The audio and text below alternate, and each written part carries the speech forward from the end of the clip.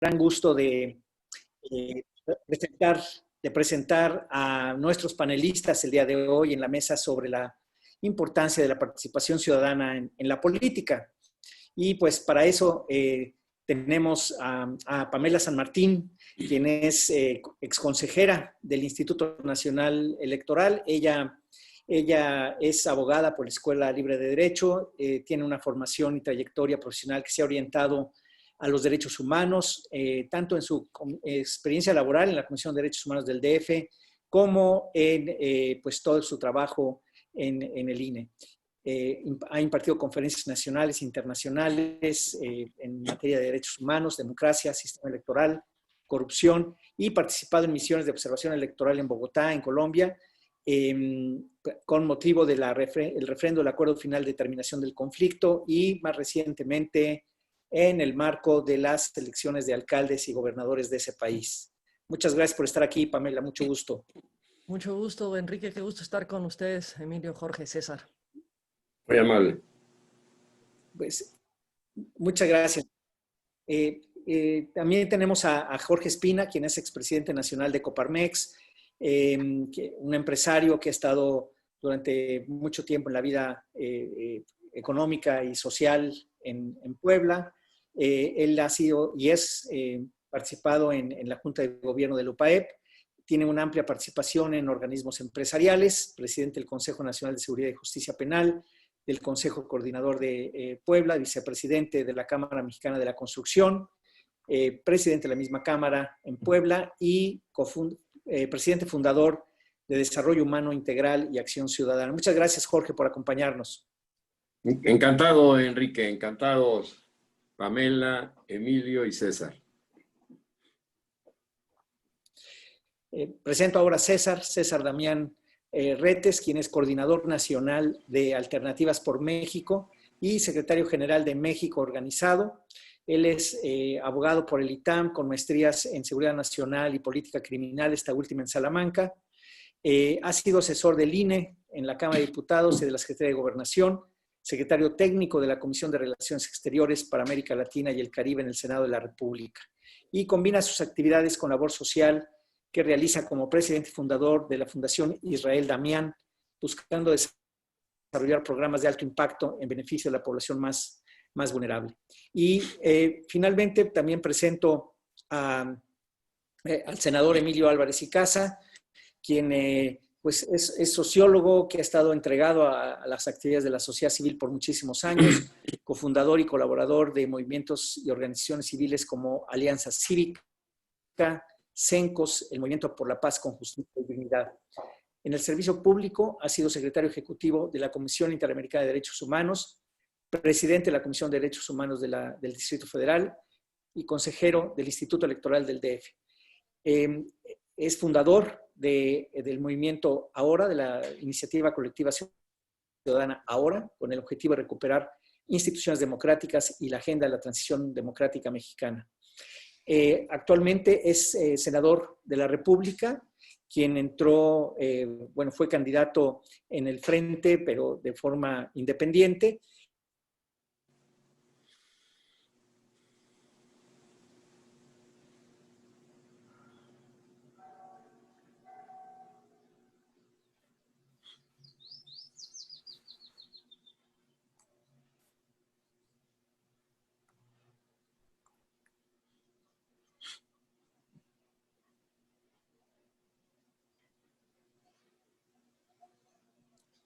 Bueno, creo que querían que saludaran Emilio y César porque se fue el audio de Enrique, entonces creo que es momento para que saluden. Sí, pues sí, aprovechamos para saludar.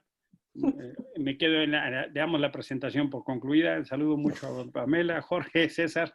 Un gusto saludarles y esperemos en breve se recuperará. Enrique justo nos decía que la red tenía problemas, ya también nos pasó a César, y una síntesis maravillosa de la maestra San Martín, que digo, todos tenemos problemas, todas tenemos problemas con la red. Me da mucho gusto estar aquí en este evento de Sumamos.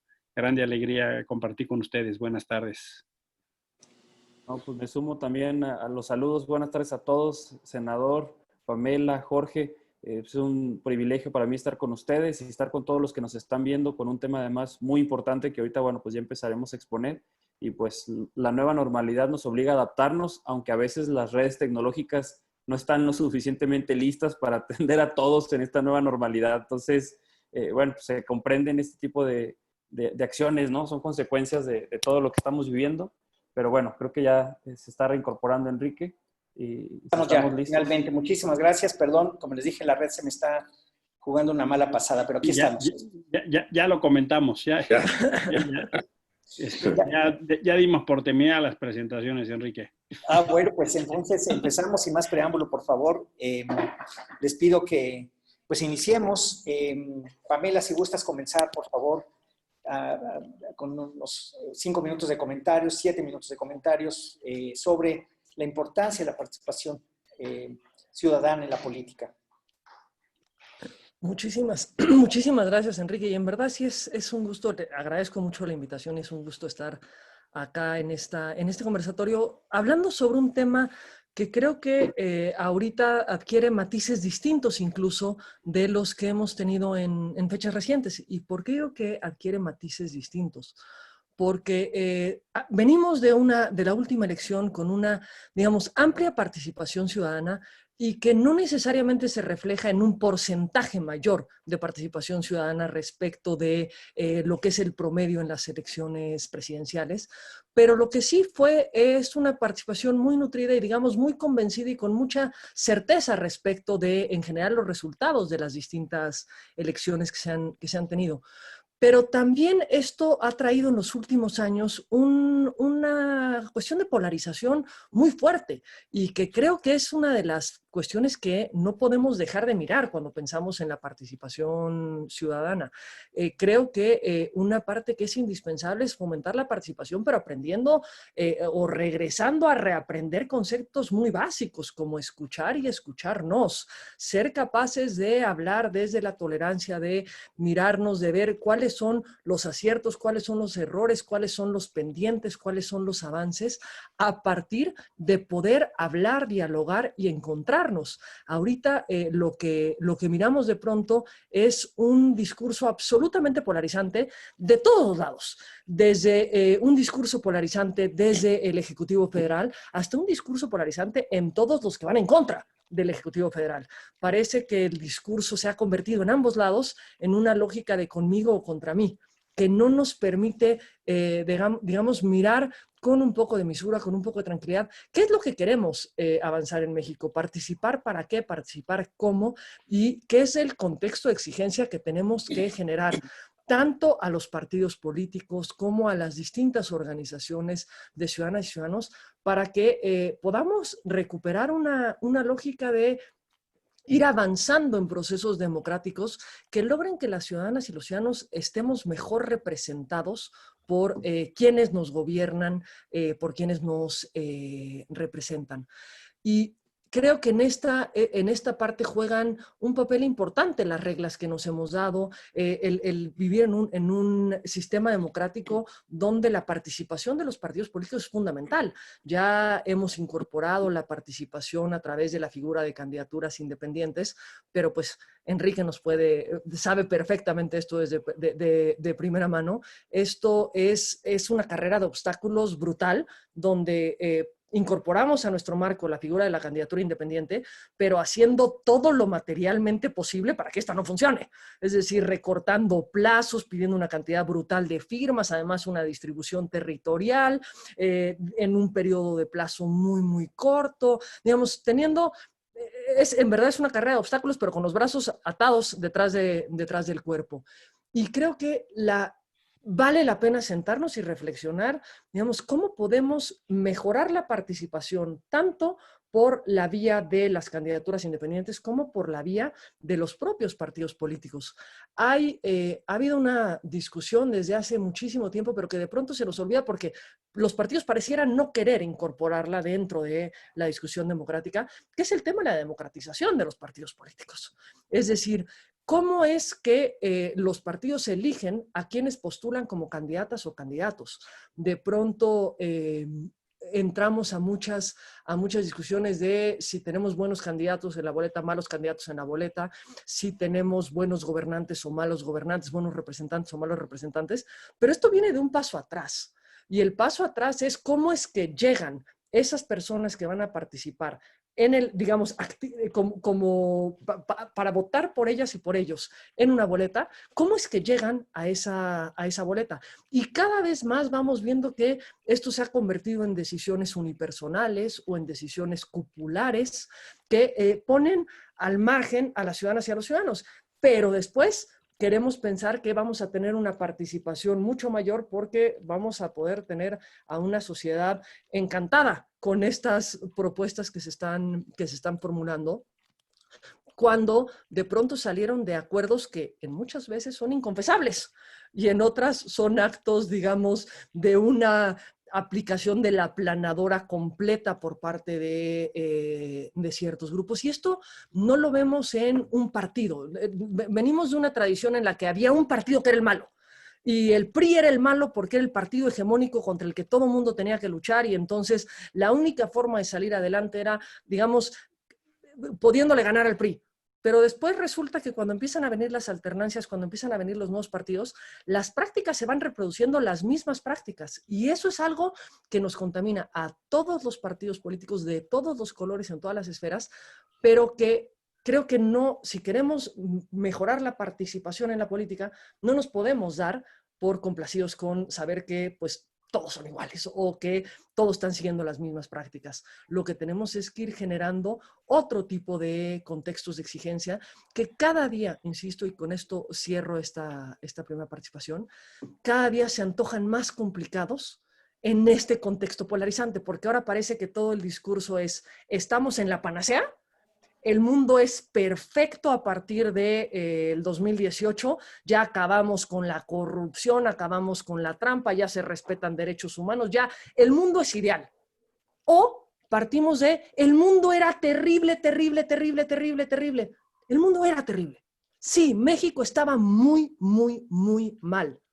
México sigue estando muy mal en muchas cosas, en muchas, muchas cosas.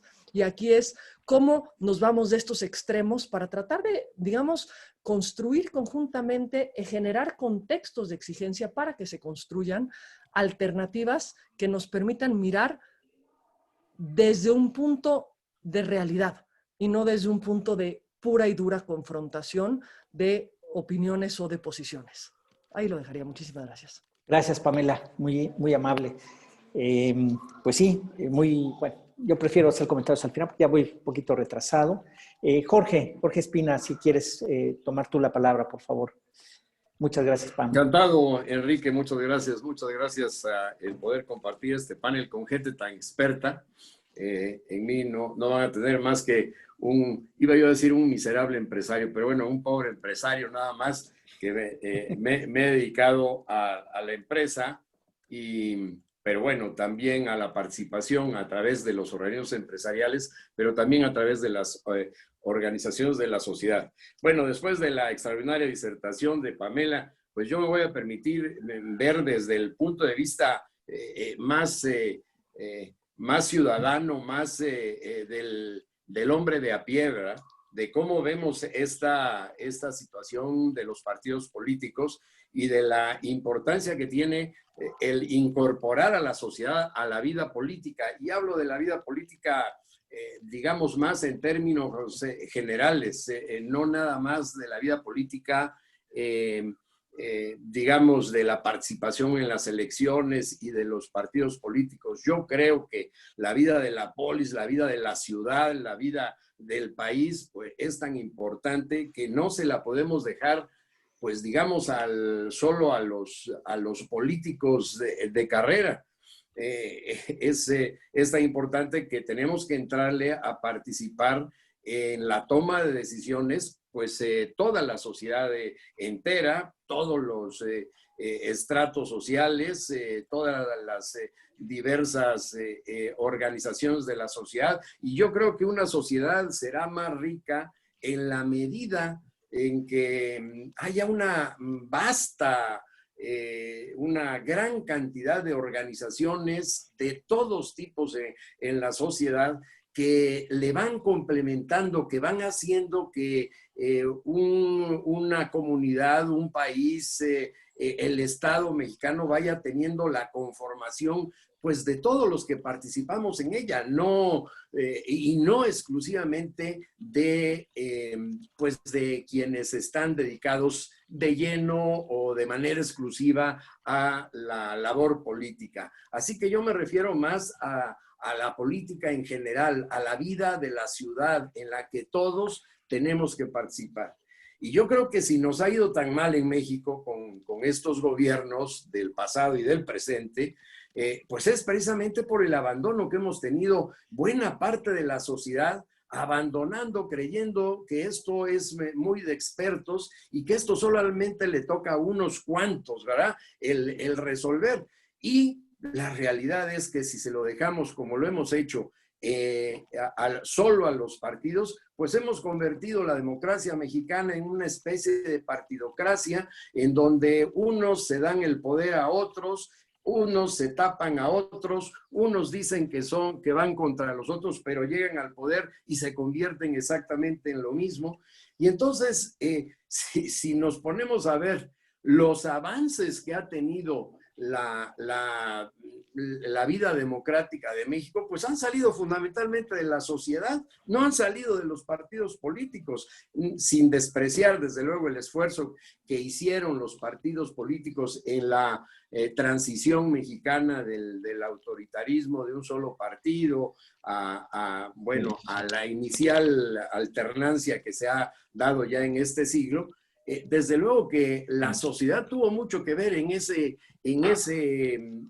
empujar para que aceptara el otrora partido todopoderoso la incorporación de otros partidos a la vida democrática. Yo me acuerdo alguna vez en Coparmex, en alguna de las asambleas, en donde hablábamos de que era necesario que las elecciones debían de realizarlas un organismo independiente de la Secretaría de Gobernación. Recibimos de inmediato la respuesta del licenciado Bartlett, que era el secretario de Gobernación, precisamente ahí en la década de los 80s, que cómo se nos ocurría pensar que en un país tan grande como lo era México, iba a haber algún organismo que pudiera hacer las elecciones, valga la redundancia, organizar las elecciones, si no era el propio gobierno que tenía dependencias en todos los rincones del país y que era el único que podía realizarlo. Bueno, pues esto que ahora a lo mejor para las generaciones más recientes les parece normal que haya un Instituto Federal Electoral o ahora un Instituto Nacional Electoral, no era lo normal. No era lo conducente. Me acuerdo que en alguna reunión le dijimos al licenciado Bartlett, oiga, nosotros quisiéramos que en nuestra credencial de elector no viniera la firma del secretario de Gobernación, sino que viniera la firma del que presidiera alguna entidad en ese tiempo, no sabíamos ni cómo se iba a llamar. Pero bueno, fueron organizaciones de la sociedad las que impulsaron para que se diera esta transformación y que se diera un instituto que ahora nos parece normal. Y podemos hablar así de muchas cosas. Recuerdo alguna vez que hablamos muy claramente que era necesario que el Banco de México tenía que ser autónomo, que no era posible que siguiera siendo manipulado desde Los Pinos, ahora sería desde el Palacio Nacional, pero bueno, que el Banco de México realmente tuviera una auténtica autonomía. Bueno, pues fue algo que fue impulsando diferentes sectores de la sociedad, pues hasta que cayó inevitablemente a que las autoridades aceptaran y le dieran una auténtica autonomía. Yo creo que la acción de la sociedad en los cambios que va requiriendo que inciden en la política son fundamentales para que esto se dé. Creo que estos cambios difícilmente vamos a poder que vengan desde arriba, desde el propio poder. Pues hasta ahí dejaría yo mi primera intervención, Enrique. Vale, gracias, Jorge.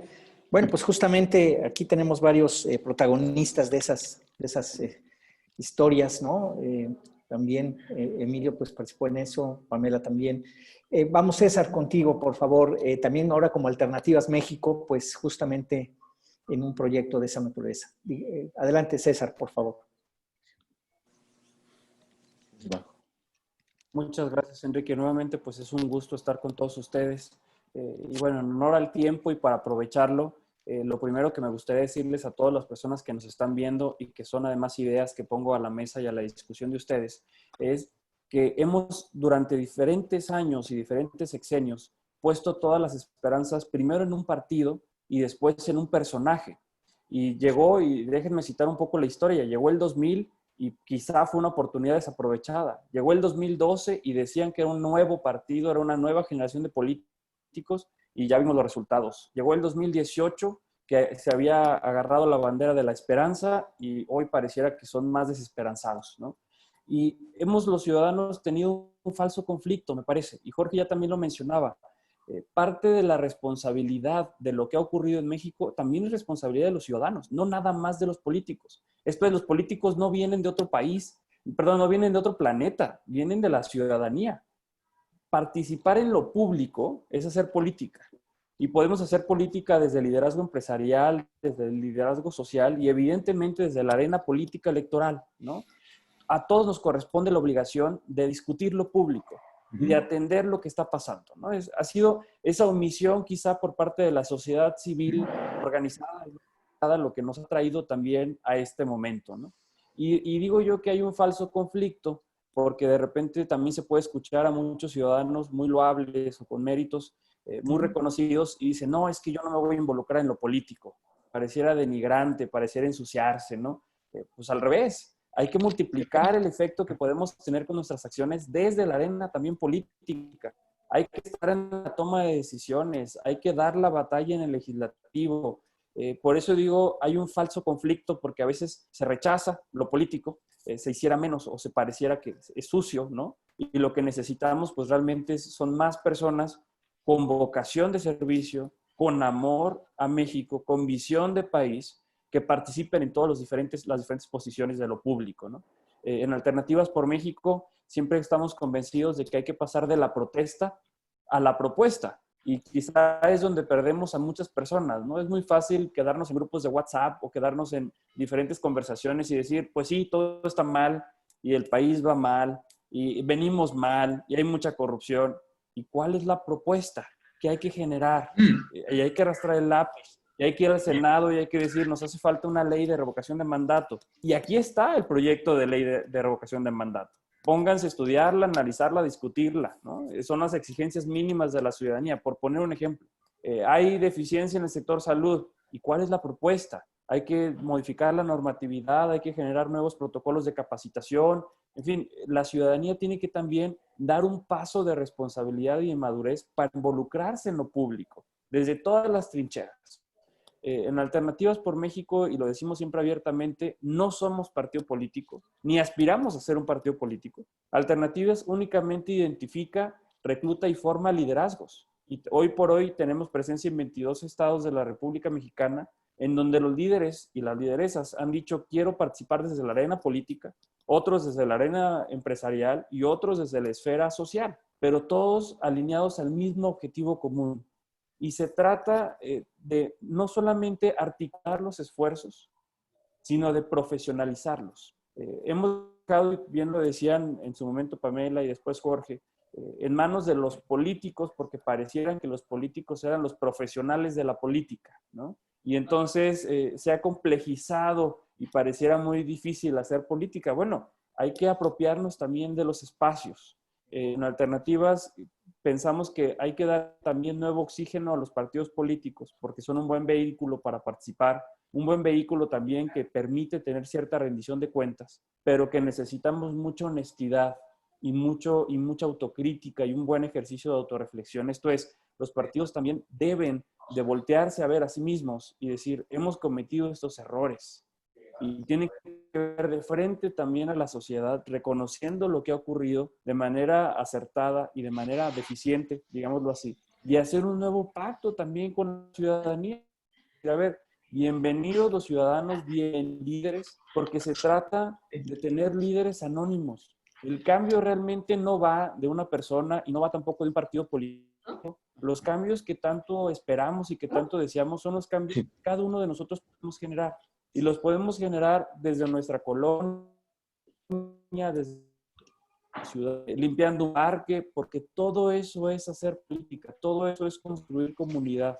En la medida en que vamos sumando esfuerzos y que vamos sumando personas y estos pequeños actos se van multiplicando, podemos lograr realmente un impacto en el cambio del país al que merecemos y al que aspiramos todos. Si nos quedamos sentados esperando a que llegue el Mesías, el líder, el que va a cambiar todo, pues déjenme decirles que nos vamos a quedar esperando. En 6 años, gobernar un país como México tan complejo, con dimensiones que se pueden asimilar, guardar las debidas proporciones a un continente como puede ser el europeo, y pretender que se va a cambiar y que vamos a depender de la voluntad del presidente de la República en turno, me parece que pues es pecar de ingenuos y que es dejar toda nuestra responsabilidad, lavarnos las manos y decir es que fue culpa del presidente, el anterior, el que llegue o el que siga. Muy bien. Sociedad, familia, en nuestra ciudad, y decir, a ver, vamos a hacer este tipo de acciones. Y para eso también necesitamos generar planes, rutas críticas, arrastrar el lápiz. Y bueno, los invito también a participar, no solamente en Alternativas, que es un proyecto que permite identificar y formar líderes, potencializar sus habilidades, sino a que Alternativas lo tomen como un aliado para los proyectos que se tienen tanto en lo político como en lo social y sin duda en lo empresarial. Y si me permiten, para dar espacio, yo hasta aquí lo dejo con la primera participación. Sí, sale. Gracias, César. Bueno, pues esta participación ciudadana, ciertamente para bailar tangos, dos. Emilio, tú tienes experiencia ya por todos lados, desde la construcción ciudadana y después la participación directa. Cuéntanos tus puntos de vista, por favor. ¿Cómo no? Muchas gracias, Enrique. Un fuerte abrazo a Pamela, a Jorge, a Damián y a quienes nos acompañan por Facebook. Celebro que tengamos la condición de, a pesar de la pandemia, encontrarnos, ¿no? Estas eventualmente son las cosas buenas que nos deja la pandemia. Otra forma de organizarnos, otra forma de vernos, otra forma de pensarnos. Pienso que esto llegó para quedarse, ¿no? Y vamos a ir adaptándonos a estas nuevas realidades, nuevas cotidianidades. No sé si son normalidades, ¿no? No sé si esto es normal, pero cotidiano, pues eventualmente. Y miren, yo pienso que un poco cuando uno oye la palabra política, por nuestra historia y tradición medio se espanta. No es una cosa como dotada de contenido ético que uno se sienta muy bien. Es bordeando el insulto, ¿no? Cuando alguien le quiere decir, es que tú eres un político, no es que a uno le estén diciendo algo que le llene de orgullísimo, ¿no? No es un sinónimo de honorabilidad, respetabilidad, ¿no? Así, en nuestra cultura cotidiana, si te dicen, no, es que tú pareces político, eso es un sinónimo de cosa no buena, ¿no? En general, la política es vista bastante malita, ¿no? Es una cosa rara, oscura, donde se hacen cosas más o menos feas, ¿no? Y la aproximación se divide entonces en lo bueno, más o menos lo ciudadano, lo malo, lo político. Y así se ha ido construyendo un término de relación muy difícil, ¿no? E incluso cuando hay actores de sociedad civil que deciden pasar a instituciones públicas o a hacer participación electoral, más o menos se actúa bajo el principio epistemológico de que ya te chupó el diablo, ¿no? Ya te fuiste a la política, eres gente muy decente, hombre, ¿por qué hiciste eso? ¿No? Cuando yo entré al Instituto Electoral, después de estar participando en la observación electoral y participando con la sociedad civil, una amiga muy querida, ¿no? Me saludó así muy amable cuando yo era ya consejero electoral y me dice, ay, ¿cómo está mi traidor favorito? Yo, ay, estamos chupando tranquilos, hombre, ¿por qué así tan fuerte? No, pues es que ahora ya tiene sueldo, ¿no? Y como tienes sueldo, pues entonces ya no eres bueno, ¿no? Ya eres profesional y ya te fuiste a esa cosa rara, ¿no? Entonces, es una relación bien difícil, bien compleja, muy tensa y que nos lleva un poquito a pensar entonces dónde es el espacio aquel que se participa, dónde es el espacio aquel que se toman decisiones, dónde es el espacio aquel que se construye las cosas que más de lo individual van a lo colectivo. Y pienso justo que entonces el dilema que tenemos es de cómo pensamos la política y cómo entendemos lo público. Porque infelizmente venimos de una tradición que eventualmente, pues como herencia de la revolución y lo que ustedes quieran del siglo XIX, se empezó a construir esa idea de que la unidad venía de la uniformidad. Y entonces en política eso se reflejó a que había un solo partido, una sola forma de pensar y una sola forma y estructura. Y esa era la forma de hacer política. Tantos años duró el PRI en el poder que se convirtió en una cultura y una práctica generalizada, ¿no? Se ha dicho muchas veces, todos llevamos un pequeño priista adentro, ¿no? Esa forma de relacionarlos, esa cultura muy autoritaria de tomar decisiones y de construir consensos. Y me parece justo ese es nuestro grande dilema. Cómo hemos ido descubriendo que lo público no es solo el gobierno y que lo político no es solo lo electoral, y que hemos ido construyendo otras dimensiones para entender que la vida pública requiere de más participación que papá gobierno o requiere más participación de aquellos a los que les delegamos nuestra representación. Reducir la cosa pública al gobierno, pues es una miseria de visión. Es como estar delante de un banquete fastuoso y optar por comer solo una pasita. Más o menos de ese tamaño es la contradicción. Y claramente lo político, pensar que lo político es solo lo electoral, pues nos restringe igual a una visión estrechísima de una realidad mucho más compleja. Hemos ido caminando mucho, ya nos platicaba Jorge la batalla que tuvimos que dar para que el gobierno no organizara las elecciones. Era caso aquel como pues, que al árbitro le gustaba tirar penaltis, ¿no? O de repente llegabas y ya había varios pelotazos, ya había varios goles en el partido. O sea, en lugar de que llegaras así como en la gasolinería, te dicen, joven, cheque, que estén ceros. Llegabas y el marcador ya decía 10-1, ¿no? Y dice, ah, carajo, pues como que 10-1 para empezar, ¿no? Fue una batalla, pues, épica, ¿no? Tener una credencial de elector confiable y tener una credencial de elector con fotografía. Eventualmente acá nos acompañaron algunos jóvenes valores que lo que les platicamos suena un poco a prehistoria, ¿no? Pero de ahí venimos, ¿no? De ahí venimos y hubo que dar una batalla muy fuerte para eso. El tema de transparencia, pues también fue muy complicado, ¿no? En los 90 tuvimos que hacer una demanda, un juicio, para saber el salario del presidente, ¿no? Porque era un secreto de Estado, ¿no? Era seguridad nacional saber el salario del presidente. Y hubo una jueza, una mujer así como Juana de Arco, valientísima, que nos dio el amparo porque no nos contestaban el salario del presidente. Hoy ya es una cosa dada, saber cuánto ganan las personas a las que les pagamos. Entonces, hemos ido cuestionando esa tradición de lo público, entendido solo como gobierno, como control, como opaco, como transparente, una noción de poder muy autoritaria, y estamos construyendo una cotidianidad democrática de poder. Un poder que signifique dividir, participar y construir. Y entonces lo público empieza a ser algo aquello que me incumbe, algo aquello que me interesa, ¿no? Damián nos daba algunos ejemplos de cómo participar en lo público. En mi colonia, oye, ¿por qué de repente una casa tiene derecho del uso del piso de una discoteca? ¿No? ¿Y por qué una zona habitacional de repente tiene un antro, ¿no? Que es un problema, o restaurantes que llenan la cuadra de cucarachas y ratas, ¿no? ¿Cómo así? ¿O por qué de repente una avenida cambia de sentido? ¿O por qué de repente reserva territorial que había para efectos de mantener el equilibrio, de repente se vende y entonces hay una zona lujosísima, ¿no? ¿Y dónde está la utilidad pública? ¿Quién decide lo público? Y ese es justamente los espacios de afectación.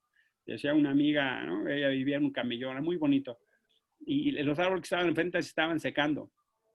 Y dicen, oye, ¿por qué no lo riegas? Ah, no, pues que lo riegue. Aquí en México es muy suave esto de las delegaciones, ¿no? Ahora ya hay ayuntamientos en los estados y pues el municipio, ¿no? Que lo riegue el municipio. Oye, manita, pero pues se te va a secar el árbol, hija. O sea, ¿cómo ya te lo plantaron, ya te lo sembraron? ¿Y ahora qué? Tiene que llegar todos los días la delegación. No puede haber como una cosa tuya de participación, de que lo público es tuyo, de que la calle es tu casa, de que tu barrio es tu casa, de que tu ciudad es tu casa, de que el país es tu casa. Y me parece justo que nuestro grande dilema es que no nos apropiamos de lo público como propio. Lo público es nuestro, ¿no? Difícilmente pensaría yo que permitiríamos que alguien se orinara en nuestra sala, ¿no? Pero no, o que alguien tirara un bote de basura en nuestra sala. pero generalmente no tenemos mucho problema cuando pasa eso en la vía pública, en el espacio público, en la profesión pública. Pienso yo entonces que tenemos que ir entendiendo que lo público es propio. Y lo público es aquello donde participamos todas y todas, desde el espacio hasta las decisiones. Incluso ahora hay un fenómeno que yo creo extraordinario, es que hay otro espacio público, el espacio público virtual, ¿no? El espacio público digital. Ya no solo es el espacio público físico, sino lo que pasa en las redes sociales, la discusión de las redes sociales, lo que sucede en Twitter, en Instagram, en Facebook. Hay otra posibilidad de construir narrativas, divisiones y discusiones. Ahora, está muy bien esa participación, yo la veo súper bien, pero no es suficiente, ¿no? Un like no necesariamente va a generar que se levante la basura, ¿no? Y luego puede haber una tendencia de los adoradores del dios del like, ¿no? Que hacen lo políticamente correcto en redes, pero no necesariamente lo físicamente necesario en la calle, ¿no? Entonces creo que hay que combinar la actuación del espacio digital, el espacio público virtual y el espacio público físico y real. Y voy ahora al lado de lo político. Hay un teórico, un filósofo español que me cae muy bien, que a mí me gusta mucho, que se llama José María Mardones. Y él decía que la política se puede también entender como la macrocaridad. Dice, en lo puntual, ¿no? Uno puede hacer el bien a una persona, pero en la política se puede hacer eso a nivel de política pública, a lo grande, a lo masivo, ¿no? Puedes tener una organización de la sociedad civil y ayudar, por ejemplo, para que haya, no sé, 20 niños y niñas que son sujetos de maltrato o que están en situación de calle.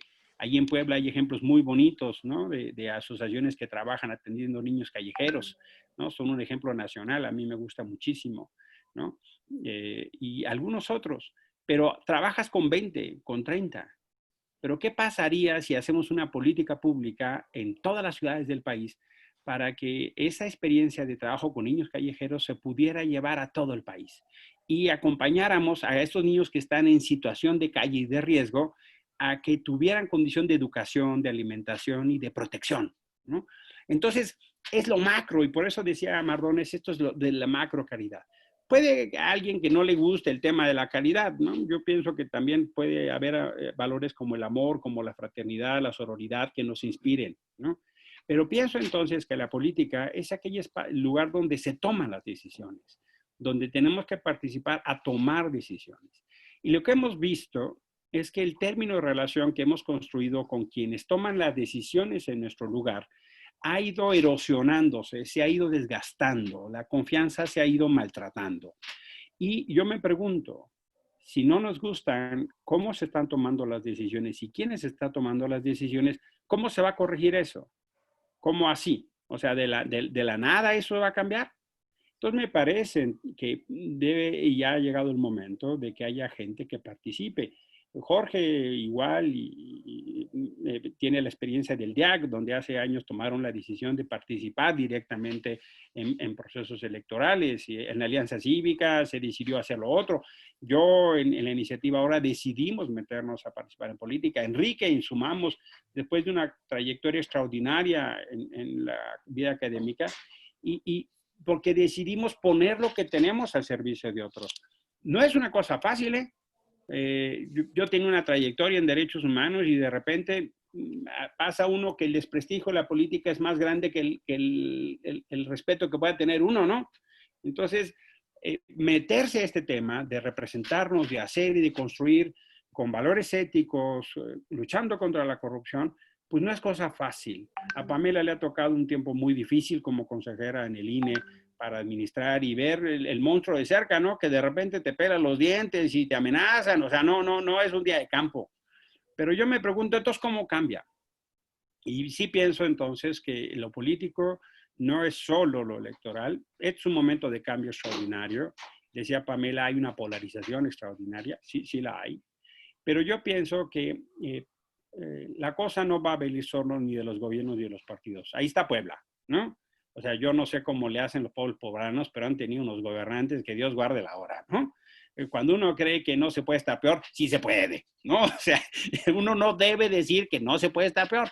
Puebla es un buen ejemplo, ¿no? Yo no sé cómo le hacen, ustedes sacan unos gobernantes, O sea, vino el gober precioso y uno decía, Dios guarde, ya no se puede, ¿no?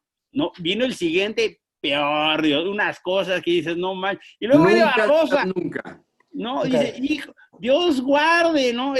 O sea, yo no sé las polvanas y los poblanos cómo le hacen. Entonces dice uno, ante esta realidad, ¿qué hacemos? Y yo por eso reconozco muchísimo a Enrique y a la gente de Sumamos, porque decidieron echar el cuerpo para adelante, decidieron participar, porque dijeron, es que sí nos afecta que no hagamos nada. Y aquella cosa de la transformación solo por un mensaje en Face no me parece suficiente. Y aquella cosa de la realidad de la protesta, la marcha, la revolución y la huelga en café, pues no da. O sea, nos encontramos y tenemos una, más bien parece terapia grupal, ¿no? Puta, qué mal está la cosa, no, sí, qué mal, no, oye, no, qué malísimo. Y se comenta el último agravio, ¿no? Oye, ¿ya viste lo que dijeron de las escuelas privadas? Sí, no manches, qué horrible. Y la pregunta, ¿y luego? ¿Y qué va a pasar? O sea, yo pienso entonces que la respuesta a las preguntas de las cosas que no nos gustan, los comentarios que nos hacemos de las cosas que nos inquietan y nos incomodan, deben ser detonadores para ver qué hacemos. Y por eso pienso que este es un momento ideal para que haya gente que participe en la política, entendida en el amplio sentido, no solo electoral, pero en su caso también no el electoral. Y creo que hay actores ciudadanos que tienen que emplazar a los partidos políticos para decir, pues tú eres un instrumento, como dice la Constitución, eres una entidad de interés público, de servicio público, y que puedan ofrecer espacios para distintos actores. En mi caso, yo no soy militante de ningún partido, ni del PAN, ni del PRD, ni de MC. Y en la iniciativa ahora hicimos una alianza para participar usando el logotipo de los partidos y por eso estoy en el Senado. Y en el Senado me declaré senador sin grupo parlamentario, políticamente independiente, justo por eso. Puedo trabajar agendas de libertades y derechos, las que quieran, pero creo que hace falta, sí, y acompaño lo que se dice, esta crítica, autocrítica de los propios partidos políticos, que dicho sea de paso, hay una reacción en todo el mundo, no solo en México, y creo que, y con esto termino, Enrique, perdón que me extendí, hay necesidad de que nos organicemos sin vía de los partidos. Chile tiene una sexta, quinta parte de la población de México y tiene más del doble de organizaciones de la sociedad civil de México. Ya no digo Estados Unidos, ¿no? O ya no digo lugares como Francia. Tú vas al último pueblito y te encuentras que en el pueblito hay amigos del Museo del Pueblito, que se encargan del museo, que se encargan de su historia, que se encargan de sus valles, que se encargan de sus ríos, que se encargan de sus montañas, que son orgullosos de su historia y tradición, el más mínimo, ¿eh? Y me parece que eso nos falta. Nos falta cuidar nuestros ríos, nuestros valles, nuestras carreteras, que están todas, son un pinche basurero. Yo no sé ustedes qué les pasa cuando pasan llenas de plástico y basura. Creo que tenemos entonces que apropiarnos de lo público y entender la participación política en la toma de decisiones, no solo lo electoral. Y este es un momento privilegiado. Aunque al presidente no le guste la sociedad civil, ese es el problema de él. Ese es el problema de él. Pero justo la sociedad democrática requiere no solo un tejido social democrático más elemental que gobierno y pueblo, sino la participación de lo público en muchos asuntos. Yo aquí lo dejaría, Enrique. Muchas gracias. Pues, muchísimas gracias, Emilio. No me atreví a interrumpir ni a ti ni a nadie de los demás. Realmente la participación ciudadana es clave y como bien comentan todos, es apropiarse de lo público, es participar en muchos aspectos, no solamente en la parte electoral, pero sí tiene ese tema de que te ven feo después de haber participado, ¿no? Y ya sí sucede, efectivamente sucede. Y por lo mismo requiere pues cierta entereza, digamos. Pero por el otro lado es una gran satisfacción el poder decir estamos apoyando y sirviendo a otros más. Lamentablemente el tiempo, yo muy mal moderador, soy pésimo moderador por lo que podemos ver, porque no di chance a que hubiera las dos rondas interrumpiéndolos, pero no, me pareció que no podía yo interrumpirlos, no quería yo interrumpirlos porque escucharlos pues, es un gran honor y un privilegio. Así es que se nos acaba el tiempo, lamentablemente. Pamela, muchísimas gracias y felicidades por toda tu gestión en el instituto, de verdad. Y yo creo que muchísimas gracias a ti, de las grandes pérdidas que tuvimos este año. Y bueno, también Jorge, César, muchas gracias. Emilio también. Y ánimos que están ahí en la línea de batalla. Y a todos quienes nos escuchan, les agradecemos mucho el que hayan estado con nosotros, pues en estas 4 grandes experiencias que nos llevaron desde la prehistoria de México hasta nuestro futuro. Muchas gracias y pues muy buenas tardes a todos. Muchas gracias.